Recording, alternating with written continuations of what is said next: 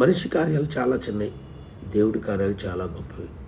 105వ కీర్తన 1వ వచనం 2వ వచనం చదివితే దేవుని కార్యాలు చాలా ఉన్నతమైనవి అని వాక్యం సెలవిస్తుంది. దేవుడు ఏది చేసినా తన బిడ్డలకి మేలు కొరకే చేస్తాడు. దేవుని కార్యములు చూడగా అవి భీకరమైనవి, దేవుని కార్యములు చాలా గొప్పవి. దేవుని కార్యాల గురించి మనం మాట్లాడుకోవాలి, దేవుని కార్యాల గురించి మనం తెలుసుకోవాలి. అన్ని కార్యాలు తెలుసుకోవడానికి మన మెదడు కూడా సరిపోదు. కీర్తన 78:11 దేవుని కార్యాలంట మన పిల్లలకి తెలియజేయాలి.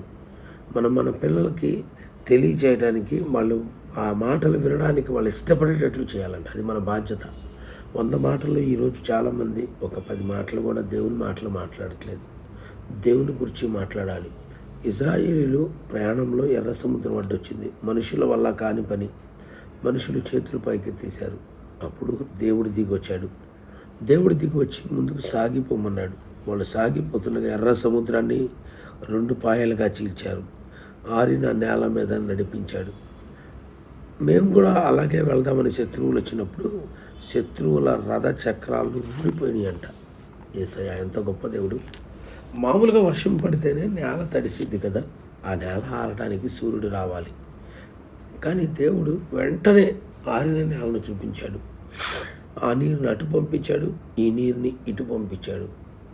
నీటిని చీల్చాడు, ఆరిన నేలగా మార్చాడు. ఇక్కడ కాదండి, ఆదికాండం 1వ అధ్యాయంలోనే ఆదిలోనే నీటిని చీల్చి ఆరిన నేలగా చేసి దాన్ని భూమిగా మార్చాడు.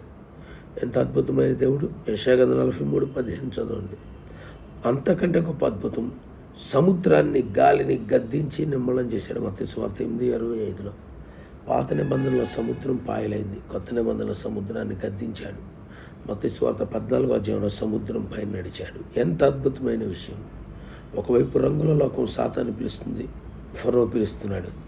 అయితే ఆ ఫరో లోకం వద్దు, ఆ రంగుల లోకం వద్దని బయటకు వచ్చినప్పుడే దేవుడు వాళ్ళ కోసం మార్గాన్ని సిద్ధపరిచాడు. ఈరోజు మీరు కూడా ఈ రంగుల లోకాన్ని వదిలిపెట్టి, ఈ లోకం నాకొద్దు, నాకు యేసయ్య కావాలి, నాకు ఈ పాపం వద్దు, నాకు యేసయ్య కావాలని ఈ పాపాన్ని విడిచి, పాపం నుండి, లోకం నుండి, శరీరాశ, నేత్రాశ, జీవపురం నుంచి ఎప్పుడైతే బయటకు వస్తారో నీకోసం దేవుడు గొప్ప మార్గాన్ని సిద్ధపరుస్తాడు. ఒక అద్భుతం కదా. ఇంకొక అద్భుతమైన మాట ఏంటంటే, తన శరీరాన్ని చీల్చి ఒక మహాలోకానికి మార్గాన్ని దేవుడు సిద్ధపరిచాడు. సిలువలో తన శరీరాన్ని చీల్చాడు. అక్కడ ఎర్ర సముద్రాన్ని చీలిస్తే, అక్కడ సముద్రాన్ని పాయలు చేస్తే, కొత్త నిబంధనలో తన శరీరాన్ని చీల్చి వాళ్ళు కానానికి వెళ్ళడానికి ఎర్ర సముద్రాన్ని చీల్చి వాళ్ళ కానానికి నడిపిస్తే, కొత్త నిబంధనలో యేసుక్రీస్తు ఈ లోకానికి వచ్చి తన శరీరాన్ని చీల్చడం ద్వారా సిలువలో ఆయన తన శరీరాన్ని చీల్చి అద్భుతమైన మార్గాన్ని పరలోకానికి ఆయన నడిపించాడు. ఎంత అద్భుతం. పడమటికి తూర్పు ఎంత దూరమో అని అంటాడు. పడమటికి ఎంత దూరం, మన పాపాలను అంత దూరం. విడదీయలేని పాపాన్ని విడదీశాడండి మన దగ్గర నుంచి. అంత గొప్ప దేవుడు పరలోకానికి మార్గాన్ని వేశాడు. ఆ మార్గం ఎవరు? యోహాను సువార్త 14:6 మనకు తెలుసు. నేనే మార్గము, నేనే సత్యము, నేనే జీవము. అది రక్షణ మార్గం. ఆ యేసయ్య జీవ మార్గం. అద్భుతమైన యేసయ్య ఈరోజు నిన్ను పిలుస్తున్నాడు. సముద్రం పాయలైనప్పుడు ఆరిన నేల మీద ఇజ్రాయేల్ నడిచారు. చాలా సాఫీగా నడిచారు, సంతోషంగా వెళ్ళారు. ఎలా ఉందంటే వాళ్ళు మంచి రివ్యూస్ ఇస్తారు, మంచి సాక్ష్యాలు చెప్తారు. యేసుక్రీస్తు ద్వారా పరిచిన మార్గం ఇది.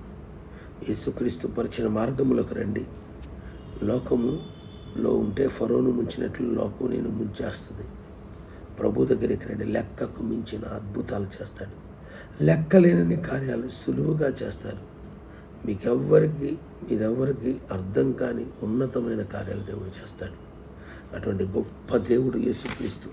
ఆయన దగ్గరకు వచ్చి, ప్రభువా నీ మార్గంలో నడుస్తానయ్యా, నా చెయ్యి పట్టుకొని నేను కుడికైనా ఎడమకైనా తొలగిపోకుండా నీ మార్గంలో నడిపించు, ఎక్కడ నేను పడిపోకూడదని దేవుని మార్గంలో నడుండి. లోకపు మార్గం వద్దు, పాపిష్టి మార్గం వద్దు. నా ఇష్టానుసారమైన మార్గం నాకు సంతోషాన్ని కలిగించింది.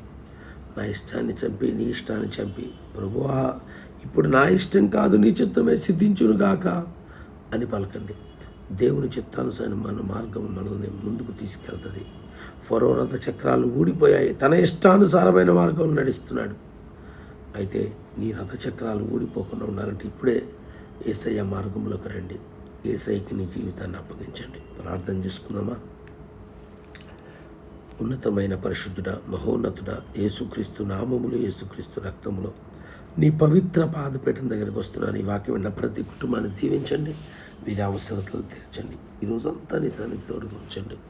ఏ బిడ్డకి ఏది అవసరమో అర్జెంటుగా అది దయచేసి వీరందరినీ దీవించి నీ మార్గంలో నడిపించమని యేసయ్య ప్రేమ నామములో అడిగి వేడుకొనుచున్నాం తండ్రి. ఆమేన్.